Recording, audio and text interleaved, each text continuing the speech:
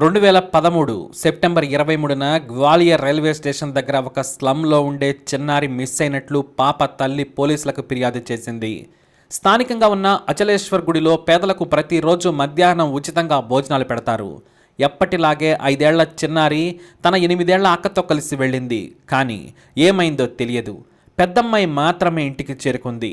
గుడి పరిసరాల్లో వెతికినా ఫలితం లేకపోవడంతో చిన్నారి తల్లి పోలీసులను ఆశ్రయించింది. ఆమె భర్త ఒక కేసులో జైలుకి వెళ్ళాడు. ఆమెకు గొడవలున్న ప్రతి ఒక్కరిని విచారించారు పోలీసులు.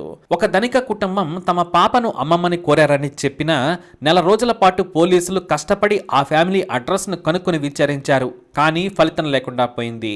చివరకు జైలులో ఉన్న పాప తండ్రిని విచారించారు పోలీసులు. అతనికి గతంలో 2000 కోసం జరిగిన గొడవల్లో ఒక వ్యక్తి మీద అనుమానం ఉన్నట్లు చెప్పాడు. అతను చెప్పిన వివరాల ప్రకారం ఎంక్వైరీ చేశారు. పాప ఆచూకీ కోసం తక్కువ టీం ఉన్న సదరు స్టేషన్ ఎస్ఐ ఎంతో శ్రమ కోర్చి కేసును ఛేదించాలనుకున్నాడు. కానీ అతని శ్రమ వృధా అయింది. ఈ లోపే మరుసటి నెల అంటే అక్టోబర్ 20న చిన్నారి మృతదేహం రైల్వే స్టేషన్ వెనుక ఉన్న పొదల మధ్య దొరికింది. అయితే మొత్తం మృతదేహం లేదక్కడ. తలా కాళ్ళు మాత్రమే ఉన్నాయి. దీంతో పోలీసులు కేసును ఛేదించలేకపోయామని బాధపడ్డారు. సీసీటీవీ కెమెరాలను పరిశీలించినా అనుమానితులు దొరకలేదు. అయితే వారి శ్రమను మాత్రం ఉన్నతాధికారులు గుర్తించి ప్రశంసించారు. ఇది జరిగిన సరిగ్గా ఏడాది తర్వాత అంటే 2014లో అదే స్లమ్కు చెందిన మరో చిన్నారి రైల్వే స్టేషన్ దగ్గరే మిస్ అయినట్లు ఫిర్యాదు అందింది. దీంతో ఎవరో చిన్నారుల మీద అత్యాచారం చేస్తూ హతమారుస్తున్నట్లు ఉన్నతాధికారులు ప్రత్యేక సమావేశం ఏర్పాటు చేసి నిందితుడిని పట్టుకునేందుకు అన్ని స్టేషన్లను అలర్ట్ చేశారు. ఏ కేసులో ఎవరు దొరికినా సరే చిన్నారుల యాంగిల్లో విచారించాలని సూచించారు. కానీ 2014 తర్వాత చిన్నారుల హత్యలు కనిపించలేదు. నిందితులు లేకుండా ఏ కేసు కూడా పోలీసులకు చిక్కలేదు. కానీ వరుసగా ఉత్తరప్రదేశ్ ఝాన్సీలో చిన్నారులు మిస్ అవుతూ వస్తున్నారు. కొద్ది రోజులకే వారి మృతదేహాలు కూడా దొరుకుతున్నాయి. 2015, 16, 17లో ఏడాదికి ఒకరు చొప్పున చిన్నారులు మిస్ అవుతూ చనిపోయిన స్థితిలో చిక్కుతున్నారు. 2018 మార్చిలో 4 ఏళ్ల పాప మిస్ అయింది. మరుసటి రోజే మార్గాపూర్ రైల్వే స్టేషన్ సమీపంలో మృతదేహం దొరికింది. అత్యాచారం చేసి హత్య చేశారని పోస్టుమార్టంలో తేలింది. ఆ నిందితుడు ఝాన్సీ పోలీసులకు నిద్ర లేకుండా చేస్తున్నాడు.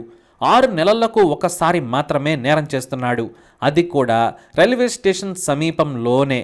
దీంతో సిటీ కమిషనర్ స్పెషల్ టీమ్స్ను ఏర్పాటు చేశాడు. ఈ కేసును ఛాలెంజ్గా తీసుకొని నిందితుడిని పట్టుకోవాలని ఆదేశించారు. లేదంటే మరో పాపను చిదిమేస్తాడని చెప్పారాయన. కానీ వాళ్ళు పట్టుకునే లోపే 2018 నవంబర్ 19న ఝాన్సీలోని రైల్వే స్టేషన్ దగ్గరలో పాప మిస్ అయింది అని మరో ఫిర్యాదు అందింది.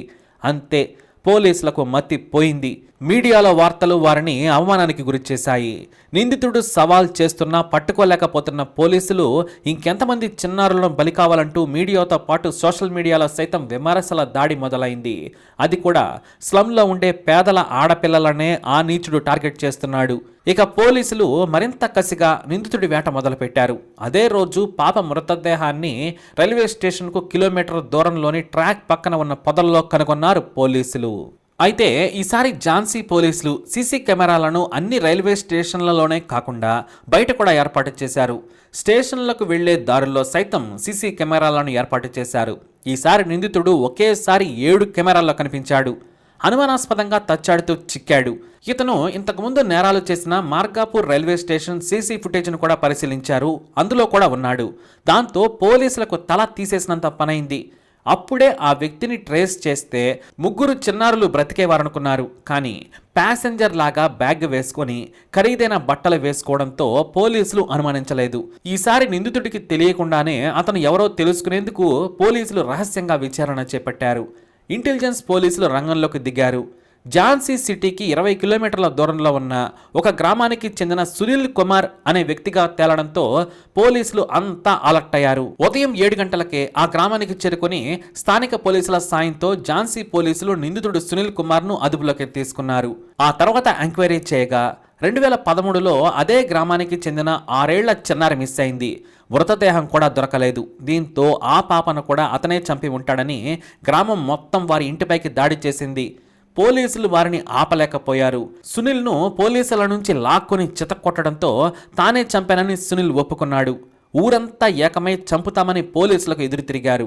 దీంతో అదనపు బలగాలను తీసుకొచ్చి గ్రామ ప్రజలను భయపెట్టడంతో అప్పుడు కానీ సునీల్ను గ్రామం నుంచి బయటకు తీసుకురాలేకపోయారు పోలీసులు. అయితే సునీల్ అన్న ఇంటిని గ్రామస్తులు తగలబెట్టేశారు. వారు సైతం పోలీసుల రక్షణతో పారిపోవాల్సిన పరిస్థితి ఏర్పడింది.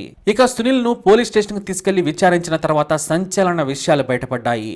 గత 15 ఏళ్లుగా దాదాపుగా 30 మంది చిన్నారులపై అత్యాచారం చేశారని ఒప్పుకున్నాడు. నాకు ఎప్పుడు ఏం చేశానో గుర్తులేదంటూనే 15 చోట్ల చేసిన నేరాలను చెప్పాడు. తనకు చిన్నారులను అనుభవించడంలోనే ఆనందం ఉంటుంది, నాకు ఆ వ్యసనం తప్ప ఇంకోటి లేదని చెప్పాడు. ముందు చిన్నారులకు చాక్లెట్లను ఆశ చూపి నిర్మానుష్య ప్రాంతాలకు తీసుకెళ్తాడు. అక్కడ వారి నోట్లో గుడ్డలు కుక్కి అత్యాచారం చేస్తాడు. ఆ తర్వాత తల మీద రాయితో బాది హత్య చేయడం సునీల్ నైజం. ఆ వెంటనే వీలుంటే పాతి పెడతాడు, లేదంటే మృతదేహాన్ని పొదల్లోకి కర్కశంగా విసిరేసి పోతాడని పోలీసులు చెప్పుకొచ్చారు. అయితే తనను ఎవరూ గమనించడం లేదు అనుకుంటేనే నేరం చేస్తాడు. జన సమూహం ఉన్నా, సీసీ కెమెరాలు ఉన్నా నేరం చేయడని చెప్పారు. సునీల్ను 2014లో హర్యానా పోలీసులు వదిలేశారని ఝాన్సీ కమిషనర్ ఆగ్రహం వ్యక్తం చేశారు. మార్చి, ఏప్రిల్, మే వరుసగా 3 నెలల్లో చిన్నారులపై అఘాయిత్యానికి ప్రయత్నిస్తుండగా స్లంలోని యువకులు పట్టుకుని చితకబాదారు. ఆ తర్వాత పోలీసులకు అప్పజెప్పినా వదిలేశారని ఆక్షేపించారు సిటీ కమిషనర్. ఆనాడే సరిగ్గా విచారించి ఉంటే సునీల్ ఇన్ని నేరాలు చేసేవాడు కాదన్నారు. ఇక గ్వాలియర్లో 3 చిన్నారులపై అఘాయిత్యం చేసి చంపింది కూడా సునీల్ కుమార్ అని చెప్పారు. మొత్తం 4 రాష్ట్రాల్లో నేరాలు చేశాడు సునీల్.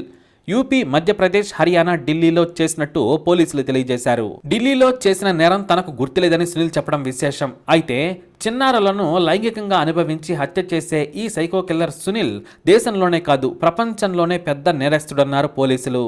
అతను చాలా కూల్గా, నెమ్మదిగా మాట్లాడుతూ ఏది అడిగినా సమాధానం చెబుతున్నాడు. ఇలాంటి సైకోలు సమాజానికి ప్రమాదకరమని చెప్పారు పోలీసులు. వారి గ్రామంలో సైతం సునీల్ ఇంతటి నేరస్తుడంటే ఎవరో నమ్మలేకపోయారు. ఎందుకంటే కరుడు కట్టిన నేరస్తులే మంచితనం అనే ముసుగు వేసుకుంటారనేది నిజాం. కాబట్టి ఎవరిని నమ్మకండి, జాగ్రత్తగా ఉండండి. పిల్లల విషయంలో మహా జాగ్రత్తగా ఉండాలి. మరి ఇలాంటి వాడికి ఎలాంటి శిక్ష పడాలి, మీ అభిప్రాయాన్ని కమెంట్ ద్వారా తెలియజేయండి. అలాగే ఇలాంటి ఇన్ఫర్మేషన్స్ కోసం ఈ వీడియోని లైక్ చేయండి, షేర్ చేయండి, మా ఛానల్ని సబ్స్క్రైబ్ చేసుకోండి.